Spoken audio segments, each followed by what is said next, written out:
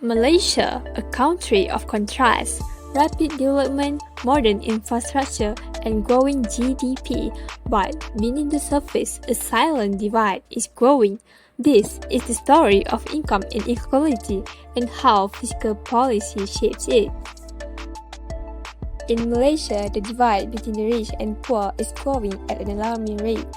While the wealthiest continue to expand their fortunes through investment and property, the majority of Malaysians are finding it increasingly difficult to keep up with the rising costs and staggering wage. Income inequality means that money is not shared equally among people in society. Some people earn a lot while others earn very little even if they work just as hard. In places, income inequality is high. A small group of people controls most of the money while many others struggle to afford basic needs. In Malaysia, income inequality is measured using the Gini coefficient, a number between 0 and 1. The higher the number, the greater the inequality. In 2022, Malaysia Gini coefficient was recorded at 0.404. Although this showed a slight improvement from a 0.407 in 2019, it still indicates a noticeable income gap between different groups. Malaysians are generally grouped into three main income categories. The bottom 40% or B40 earn less than RM 5,249 per month. The middle 40% or M40 earn between RM 5,250 and RM 11,819. The top 20% or T20 earn more than RM 11,819 monthly. Despite making only 20% of the population, the T20 group received 46.3% of total income household in 2022. In contrast, the B40 group, which represent nearly half of the population, receive only 60.1%. This highlights a significant imbalance in how income is distributed. Inequality in Malaysia also varies by location and ethnicity. Urban areas tend to have a higher inequality than rural areas. In 2022, the Gini coefficient in urban area was 0.393, while in rural area it was 0.351. The median household income for Chinese household was 8,167. For Indian household, it was RM 6,627, and for the Bumiputra household, it was RM 5,793. What is fiscal policy and Malaysia's fiscal policy, taxation structure and implications? So the first part is the reliance on indirect taxes. Malaysia predominantly depends on indirect taxes, notably the sales and service taxes, which is called as the SST for revenue generation. According to the article that published by Esther Lee in 2024, SST is forecast to register RM 35.8 billion or 1.8% of GDP, in consonance with higher consumption as well as optimism surrounding consumer and business sentiment. Sales tax collection is also projected to be RM 18.3 billion, out 4%, while service tax is projected at RM 17.5 billion. As of March 1, 2024, the SST rate for most taxable service, including digital services provided by non-resident sellers, increased from 6% to 8%. This shift underscores the government's strategy to bolster revenue through consumption-based taxes. According to the article that published by R. Loheswar, according to the OECD, personal income tax made up 15% of Malaysia's tax revenue and 26% came from other taxes on goods and services. Only about 50% of working Malaysians they contribute to income tax, primarily due to the high personal income tax thresholds and the widespread exemptions. This limited base places disapparently relies on indirect taxes like the SST, which are leveled uniformly regardless of income levels. The article that published by Rozana Latif and Daniel Azhar, Malaysia will begin cutting fuel subsidies to bolster its fiscal position, starting with diesel, a move that will save about 4 billion ringgit, which is same as the 852 million of the US dollar annually, Prime Minister Anwar Ibrahim said on Tuesday. Anwar was repeatedly vowed to shift away from blanket subsidies to a targeted system that mainly aids the low-income groups. This is because Malaysia's subsidies fuel such as the cooking oil and rice, among other items, but rising commodity prices have seen their expense climb in recent years, straining the government's coffers. This also can ensure that aid reaches those who need it most, enhancing the efficiency of public spending.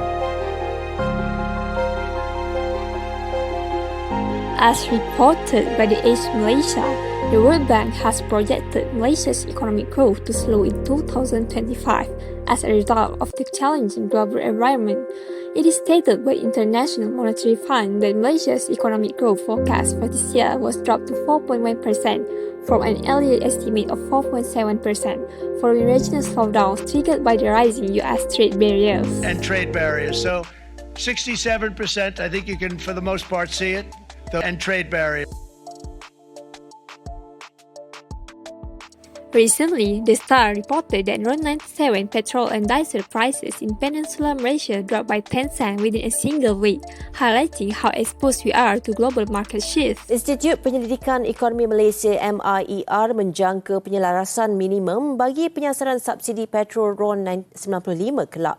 Pengarah eksekutifnya, Anthony Das berkata, penyasaran subsidi petrol diunjur dilaksanakan pada Julai atau Oktober tahun ini selepas menilai kesan penyasaran subsidi diesel. In response, the government has begun removing full subsidies to curb misuse and improve economic efficiency. However, this policy shift has sparked concern among lower-income groups. According to Malaysia Gazette, where the move aims to enhance fiscal management and combat illegal fuel activities, the B40 and M40 communities feel increasingly burdened, questioning where the promised equality really lies. Malaysia's Prime Minister says he sees the possibility of a reduction in threatened US tariffs. Washington has agreed to further talks after imposing and then suspending a 24% tariff rate early last month. But Anwar Ibrahim warned economic growth could take a hit and come in below the target of 4.5 to 5.5% for this year. The US is a significant trading partner of Malaysia, particularly in the electrical and electronic sector, which accounts for approximately 20% of Malaysia's E&E export and 7.9% of the country's total exports. The recent imposition of tariff by the United States is expected to exert downward pressure on Malaysia's trade performance, with the E&E industry likely to be among the most affected sectors due to its heavy reliance on exports to the US.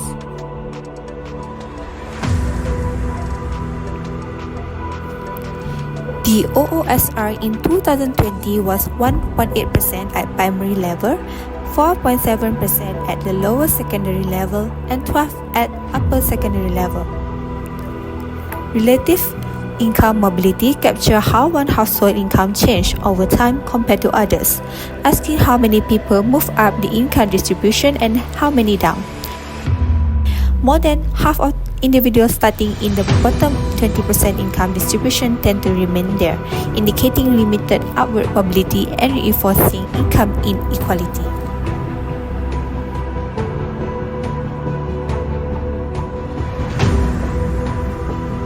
The Khazanah Research Institute found that homemakers, the unemployed, and the poorest people in Malaysia had high rates of chronic conditions.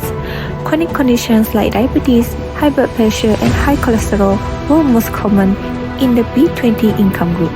For instance, diabetes prevalence in the B20 group was 20.4% compared to lower rates in higher income groups.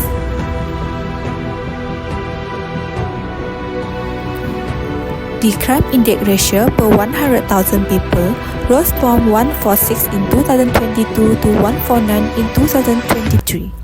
5 states include Wilayah Persekutuan Kuala Lumpur 221, Selangor 196, Kedah 193, Pulau Pinang 193 and Negeri Sembilan 159 had crime index ratio higher than the national average, which is 149.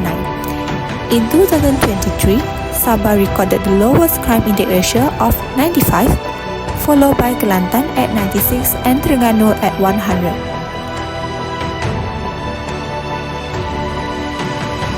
Malaysia should reform the tax system to make high-income earners contribute their fair share. The World Bank recommends a more progressive personal income tax and closing relief loopholes. This can increase government revenue and reduce inequality because taxes are primarily paid by rich households. Second, digitalized subsidy targeting for efficiency. A system like Padu and e-Kasih in Malaysia can more accurately target subsidies and cash transfers to those who are vulnerable. This can offer assurance to vulnerable groups with less wasteful spending. It can make fiscal policy more efficient and inclusive. Third, invest in public services for long-term equity. These public services like education, healthcare, and rural development are important to closing income gaps. But Malaysia spends less than similar nations. We can fund these essential services by raising revenue through fair taxation. Our purpose is paving the way for inclusive growth. Inequality may rise, but so can we. Together, we can build a fairer Malaysia.